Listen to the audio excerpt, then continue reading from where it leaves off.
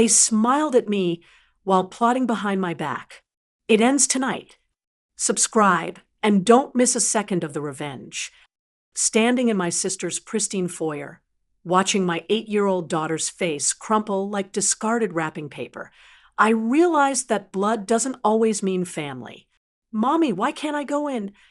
Emma's voice trembled, her little hands clutching the handmade birthday card she'd spent hours decorating for her cousin Sophia's 10th birthday party. My sister Victoria stood in the doorway, her perfectly manicured hand resting on the frame like she was posing for a magazine shoot. Behind her, I could see the elaborate decorations, crystal chandeliers draped with pink silk, a dessert table that probably cost more than my monthly grocery budget, and children in designer dresses that sparkled under professional lighting. I thought I made myself clear on the phone. "Rachel," Victoria said, her voice dripping with fake sweetness. "This is an exclusive event. We have a very specific guest list. And well," she glanced down at Emma's Target dress and light-up sneakers with barely concealed disgust. "There's no room for your discount store kids at this party." The words hit me like a physical blow. Emma's hand went limp in mine, the card fluttering to the ground. "Vicky, she's your niece," I managed to say, my throat tight. "Sophia specifically asked for Emma to be there. They're cousins. They're friends." Victoria laughed, that crystalline, cruel laugh I remembered from our childhood, whenever she wanted to remind me she was the favorite. "Sophia has plenty of friends. Real friends. From her private school. From families that matter." She leaned in closer, lowering her voice just enough that Emma couldn't hear. "Let's be honest, Rachel. You've always been the charity case of this family. I'm just protecting my daughter from your lifestyle choices." I felt Emma tugging my hand, trying to pull me away. When I looked down, tears were streaming down her face, and something inside me shattered. "Come on, baby," I whispered, scooping her up even though she was getting too big for it. "Let's go home." As we walked back to my 10-year-old Honda Civic, parked deliberately far from the circular driveway full of BMWs and Teslas, Emma sobbed into my shoulder. "Why doesn't Aunt Vicky like us, Mommy? Why aren't we good enough?" I had no answer, not one that an 8-year-old could understand. Let me take you back 6 months before that devastating afternoon, before everything fell apart, before I learned exactly what kind of person my sister really was. I'm Rachel Morrison, 34 years old, single mother, and apparently the family disappointment. My ex-husband Daniel left when Emma was 3, deciding that fatherhood and responsibility weren't aligned with his personal growth journey. Translation: he met a 23-year-old yoga instructor and ran off to Portland to find himself. I worked as an administrative assistant at a small marketing firm. The pay was decent enough to cover rent, food, and Emma's needs, but there wasn't much left over for the luxuries Victoria considered essential to human survival. Victoria, my older sister by 4 years, had married Richard Chin, a corporate attorney with a 7-figure income and family money that went back 3 generations. They lived in a sprawling house in the wealthiest suburb, drove matching white Range Rovers, and sent their daughter Sophia to a private academy that cost more per year than I made in salary. But here's the thing, we used to be close. When we were kids, Victoria protected me from bullies. When our parents died in a car accident when I was 22, she helped me through the grief. When Daniel left, she was the first person I called, and she drove over immediately with wine and tissues. Somewhere along the way, though, Richard's money changed her. Or maybe it just revealed who she'd always wanted to be. The subtle digs started about 2 years ago. Comments about Emma's clothes being cute for the price point. Suggestions that I should find a real man with earning potential.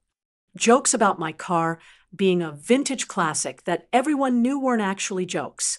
I tolerated it because she was my sister, because Emma loved her cousin Sophia, because I genuinely believed that underneath the designer labels and fake smiles, my real sister still existed. I was wrong. After the party incident, things got worse. Much worse. Victoria started a family group chat, excluding me, where she shared photos from Sophia's elaborate birthday party. My mother's sister, Aunt Linda, accidentally forwarded me a message where Victoria had written, "Thank God Rachel had the sense to leave before she embarrassed us in front of Richard's clients." Can you imagine? Her daughter was wearing shoes with lights in them, like we're running a carnival. The message had 17 laughing emoji reactions. Emma stopped talking about Sophia. She stopped asking when we could visit Aunt Vicky's house. She started asking me questions I couldn't answer. Are we poor, Mommy? Is there something wrong with us? I tried to shield her, but she was smart. Too smart. She noticed that she was the only kid in her class who didn't get invited to Sophia's princess-themed pool party 2 weeks later. She noticed that Victoria stopped commenting on my Facebook posts. She noticed that I cried more at night. Then came Thanksgiving. Our family tradition was to rotate hosting Judy's. This year was technically my turn, but Victoria called me 3 weeks before and announced she was taking over. You understand, don't you, Rachel? Richard's parents are flying in from San Francisco, and they're used to a certain standard. I just think it would be more appropriate if we hosted at our place this year. You can still come, of course. Maybe bring a pie or something? Vicky, it's my turn. Rachel. Her voice turned cold. Be realistic. You live in a 2-bedroom apartment. Where exactly would everyone sit? On your thrift store couch. I wanted to fight back. I wanted to scream that my home was filled with love and warmth and memories, even if it didn't have marble countertops and a wine cellar. But I was tired. So tired. Fine, I said, I'll bring pie. Make it store-bought, Victoria added quickly. Your baking is, well, let's just say consistency isn't your strong suit. Thanksgiving Day was a masterclass in humiliation. Victoria had hired a professional catering company. The table looked like something from a magazine spread: gold chargers, crystal wine glasses, a centerpiece that probably cost more than my monthly rent. Emma and I arrived with 2 pies from Costco, which Victoria accepted with visible disappointment and immediately took to the kitchen, where I'm pretty sure she hid them in a cupboard. Richard's parents, David and Patricia Chun, were exactly as advertised: wealthy, sophisticated, and politely condescending. Patricia looked at Emma like she was a Curious Sue exhibit, asking her questions in that overly loud, slow voice people use when they assume you're stupid. And what grade are you in, sweetie? Do you go to school with Sophia? No, ma'am, Emma answered quietly. I go to Lincoln Elementary. It's public. Patricia's eyebrows shot up. She glanced at Victoria, who jumped in quickly. Rachel believes in different educational philosophies, very modern and inclusive. The way she said inclusive made it sound like a disease. Dinner was worse. I was seated at the far end of the table next to Richard's teenage nephew, who spent the entire meal on his phone. Emma was placed in the breakfast nook with the kids' table, which was really just her and Sophia, who ignored her completely in favor of texting her private school friends. I watched Victoria hold court, laughing and charming Richard's family, playing the role of perfect daughter-in-law, successful mother, and gracious hostess. I watched her touch Richard's arm affectionately, watched her talk about their upcoming ski trip to Aspen, watched her exist in a world so far removed from mine that we might as well have been different species. And I realized something important. She wasn't just embarrassed by me. She actively enjoyed my humiliation. She needed me to be the failure so she could feel superior. She needed me to be poor so she could feel wealthy. She needed me to struggle so she could shine. When Emma asked to leave early because her stomach hurt, Victoria didn't even walk us to the door. In the car, Emma finally broke down. I hate Aunt Vicky. I hate her big house and her mean face and the way she talks to you like you're stupid. You're not stupid, Mommy. You're the smartest person I know. I pulled over in a random parking lot and held my daughter while we both cried. That's when I decided I was done being the family punching bag. I was done letting Victoria treat us like we were less than human. I was done being quiet, accommodating, and grateful for scraps of attention. Victoria wanted to play games about worth and status and money? Fine. Let's play. The turning point came the Monday after Thanksgiving. I walked into work at Pearson and Associates Marketing with a new determination. My boss, Jennifer Pearson, had been trying to convince me for months to take on more responsibility, but I'd always declined, comfortable in my safe, predictable role. Not anymore. Jennifer, I said, standing in her doorway, that client services coordinator position you mentioned, is it still available? Her face lit up. Rachel, yes, I've been holding it open, hoping you'd reconsider. It's a significant jump in responsibility, but I know you can handle it. 40% salary increase, direct client contact, team management. Are you sure you're ready? I'm ready, I said. What do I need to do? Over the next 3 months, I worked like I'd never worked before.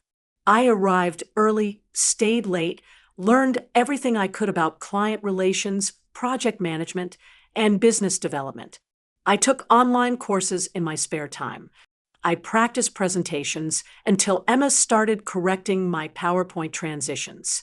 The salary increase hit my account in January, and for the first time in years, I could breathe. I could save. I could plan. But more importantly, I could strategize. See, here's what Victoria didn't know about me. I wasn't stupid. I was patient. I was observant. And I had just spent the last several years watching her every move, learning her patterns, understanding exactly what mattered to her most. Social status, reputation, the appearance of perfection. Those were her pressure points. And I was going to press every single one. Step 1 was subtle. I started documenting everything, every snide comment Victoria made in family group chats, every time she excluded Emma from family events, every dismissive remark about my parenting, my job, my life choices. I created a private folder on my computer labeled Family Memories where I saved everything. Then I started building something better, a new life. I upgraded my wardrobe carefully, nothing flashy, but professional pieces that fit well and looked expensive. I got a haircut at a real salon instead of supercuts. I started working with a personal trainer 3 times a week at the gym near my office. They had a scholarship program I qualified for. I wasn't trying to become Victoria. I was trying to become the best version of myself. The version I'd let slip away while I was drowning in single motherhood and poverty and shame. Emma noticed the changes first. "Mommy, you look pretty," she said one morning as I was leaving for work in a new navy suit. "Thank you, baby. You know what? You look pretty too. Always. No matter what you're wearing." I made sure she heard that every single day. Step 2 was infiltration. Victoria's entire social standing was built on her involvement in the Westwood Women's Charity League, an exclusive organization of wealthy suburban women who organized fundraisers and networked relentlessly. It was invitation only, and Victoria served on the board. My company, Pearson and Associates, specialized in marketing and event planning, and Jennifer had been trying for 2 years to land the Charity League as a client. "Jennifer," I said casually one morning, "I might have a way in with the Westwood Women's Charity League. My sister's on the board." Her eyes widened. "Rachel, if you could make that introduction, it would be huge for us. They have a budget of over $500,000 for their annual gala." "Let me see what I can do." I reached out to Victoria for the first time in months. Sweet, humble, apologetic Rachel, asking if we could have coffee. I miss you. I lied smoothly. I know things have been weird, and I think maybe I've been too sensitive. Can we talk? Victoria agreed immediately. She loved when I apologized. She loved when I admitted she was right. We met at an overpriced cafe in her neighborhood. I wore my new clothes, my new confidence, and a completely fake smile. You look different, Victoria said, eyeing me suspiciously. I got a promotion, I said, keeping my voice modest. Client services coordinator. It's been really good for us. That's nice, she said, though her tone suggested it was anything but. So what did you want to talk about? I leaned in, lowering my voice conspiratorially. I'm working on a really big pitch at work, and I thought maybe you could help. The Westwood Women's Charity League needs a marketing firm for their gala, right? My company specializes in exactly that kind of event. Victoria's expression flickered. Interest, calculation, suspicion. You want me to recommend your company? Only if it makes sense. I wouldn't ask you to do anything that would make you uncomfortable. I just thought maybe it's a chance for us to reconnect. For me to show you that I'm not just your struggling little sister anymore. That I can be someone you're proud of. The last part was the key. Victoria needed to believe she was doing me a favor, that she was lifting me up out of charity, not because I deserved it. I'll think about it, she said. 3 weeks later, Pearson and Associates was invited to pitch for the Westwood Women's Charity League annual gala contract.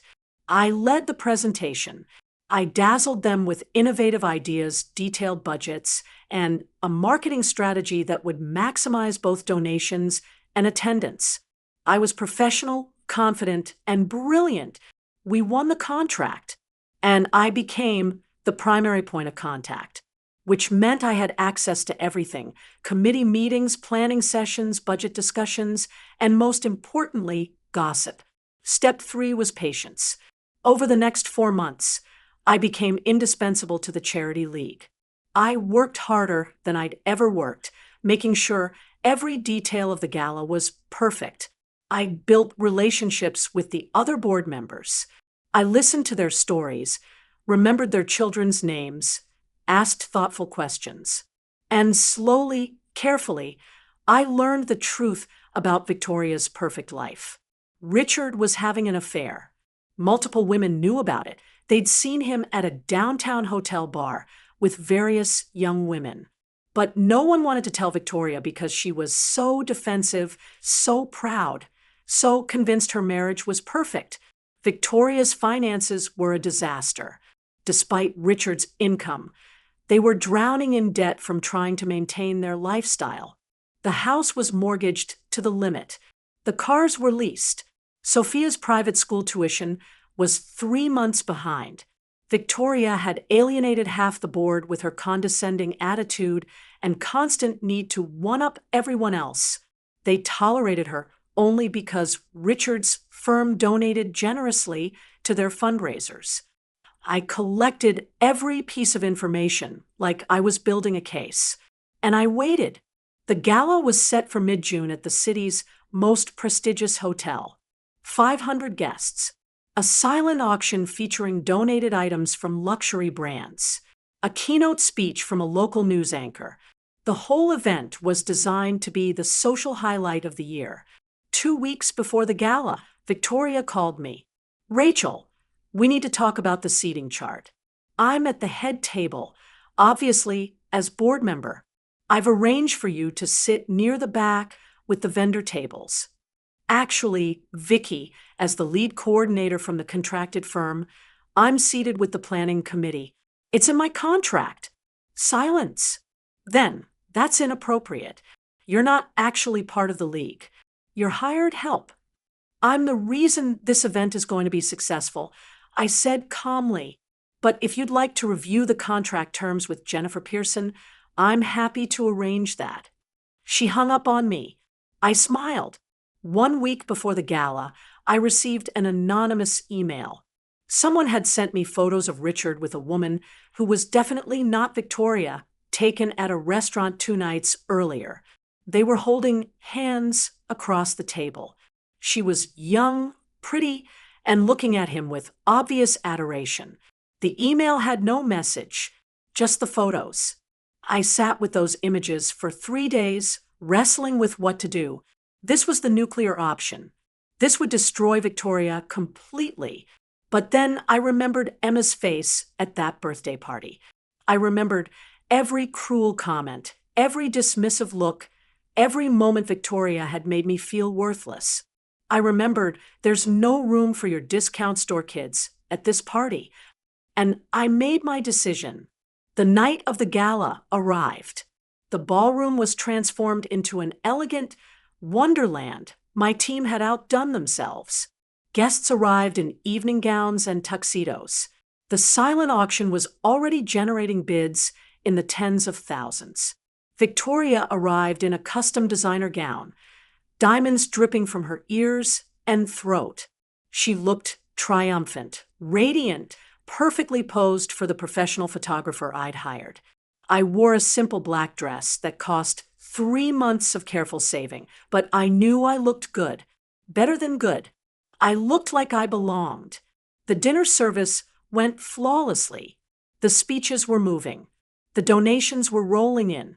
Victoria gave a brief address from the podium, thanking everyone for their support and mentioning how hard her team had worked, not once acknowledging me by name.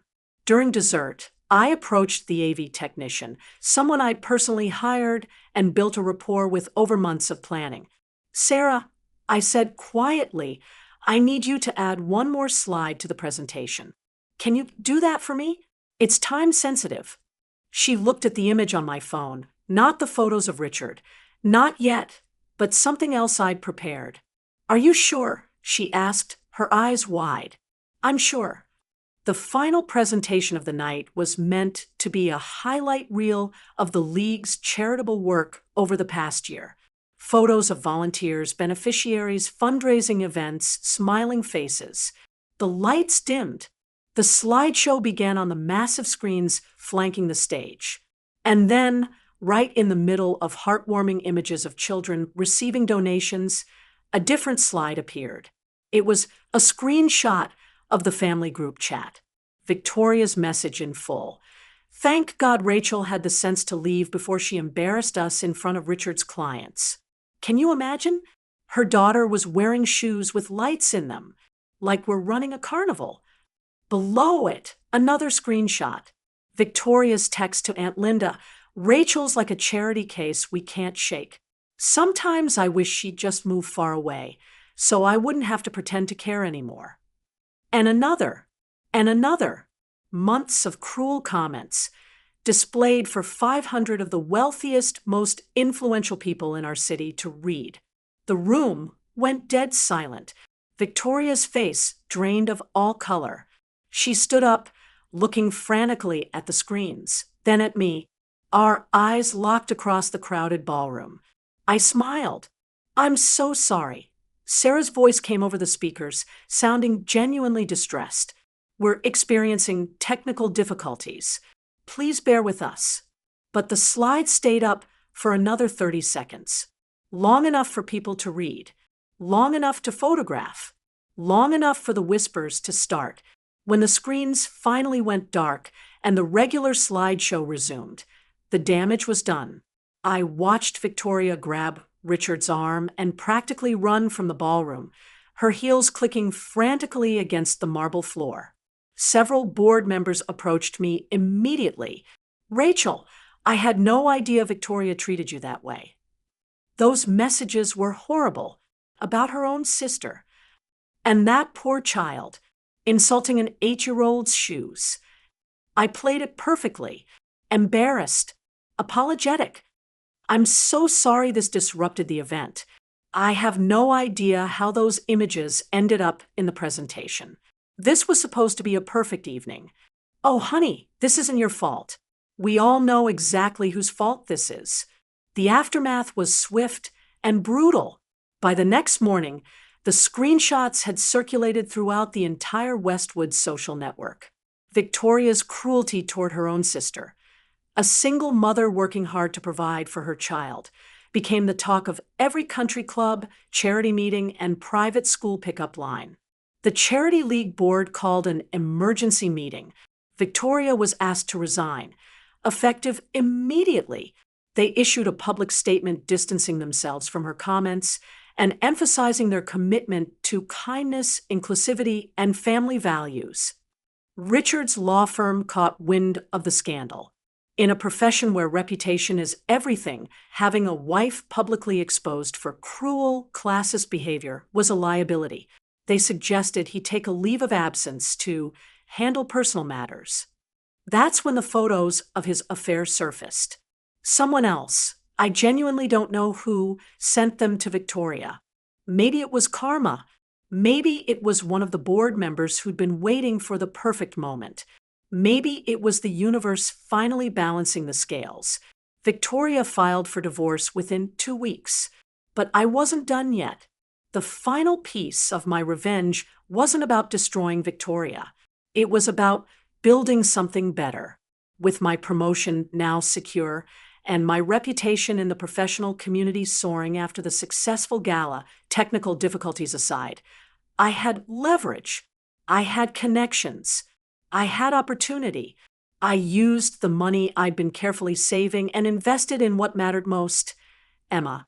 I enrolled her in an art program she'd been dreaming about. I upgraded our apartment to a small 2-bedroom house with a backyard where she could play. I bought her new clothes, not designer brands, not expensive labels, but clothes that fit well and made her feel confident.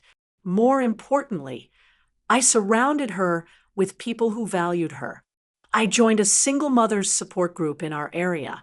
I connected with other families from her school. I built a community of people who understood that worth isn't measured in dollars or designer labels, but in character, kindness, and resilience. Emma flourished. She made new friends, real friends who invited her to birthday parties because they genuinely wanted her there, not out of obligation. She started smiling again, laughing again, being the bright, creative, wonderful kid she'd always been. One afternoon, about 3 months after the gala, Emma asked me, "Mommy, is Aunt Vicky okay?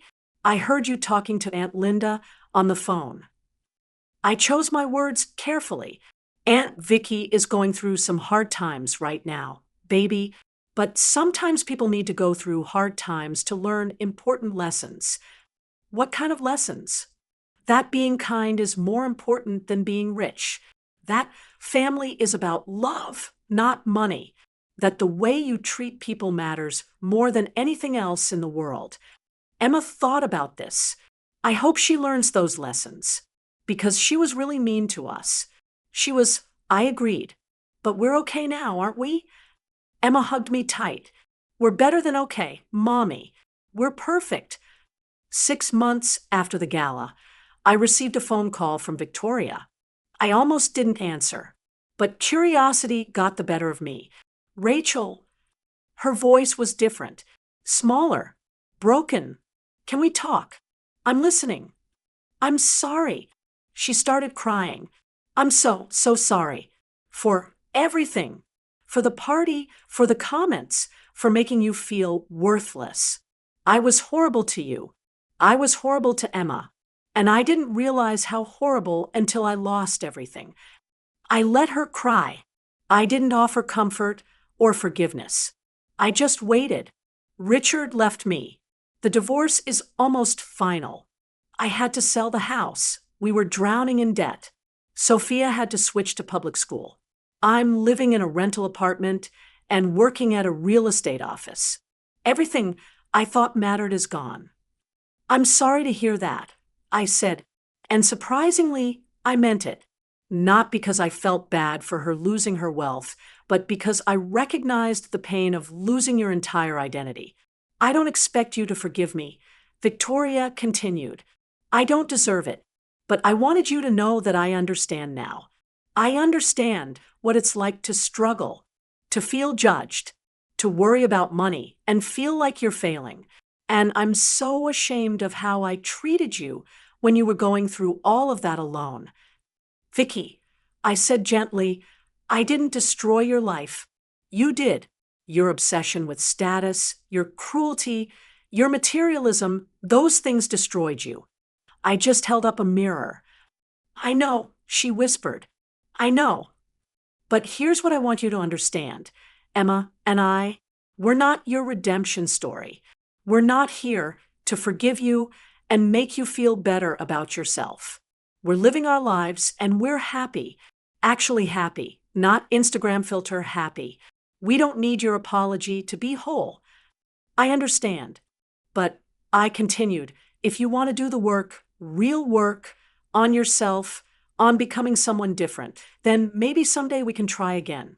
Not as the people we used to be, but as the people we're becoming. On equal ground. With respect. I'd like that, Victoria said. Someday. Then good luck, Vicky. I genuinely hope you find what you're looking for. I hung up feeling lighter than I had in years. Today, a year and a half after that devastating birthday party, Emma and I are thriving. I was promoted again at work. Now I'm director of client services with a team of 8 people under me and a salary that would have seemed impossible a few years ago. Emma is in 4th grade, excelling in school, surrounded by friends who value her for exactly who she is. She still has that handmade birthday card tucked away in her memory box, not as a reminder of pain, but as a reminder of how far we've come. Victoria and I text occasionally. She's working on herself, she claims, going to therapy, learning about the damage wealth and status can do when they become your entire identity. She asked if Emma might want to see Sophia sometime, and I told her maybe when Emma is ready, on Emma's terms, because that's the real victory here. Not destroying Victoria, not getting revenge, but building a life where my daughter knows her worth has nothing to do with the price tags on her clothes or the car we drive or the size of our house. She knows she's valuable because she's kind, because she's creative, because she's resilient, because she's loved, truly, unconditionally loved. And honestly, that's the best revenge of all. So let me ask you something. Have you ever been made to feel less than by someone who was supposed to love you? Have you ever had a family member use their wealth or status as a weapon against you? Have you ever watched your child cry because someone else's cruelty cut too deep? If you have, I see you. I understand. And I want you to know that your worth isn't determined by bank accounts or brand names or other people's opinions. Your worth is inherent. It's unshakable. It's yours. Sometimes the best revenge isn't destruction. It's simply refusing to let someone else's poison infect your life. It's building something beautiful from the broken pieces. It's teaching your children that kindness is strength, not weakness. If this story resonated with you, I'd love to hear about your experiences in the comments. Have you had to deal with a toxic family member? How did you handle it? What lessons did you learn? And if you found Emma's and my journey meaningful, consider subscribing for more real-life stories about resilience, revenge, and refusing to be broken by the people who should have protected you. Because we all deserve to know we're enough, exactly as we are. Thank you for listening to my story. Thank you for being here. And remember, discount store kids can grow up to be unstoppable women. Never forget your worth.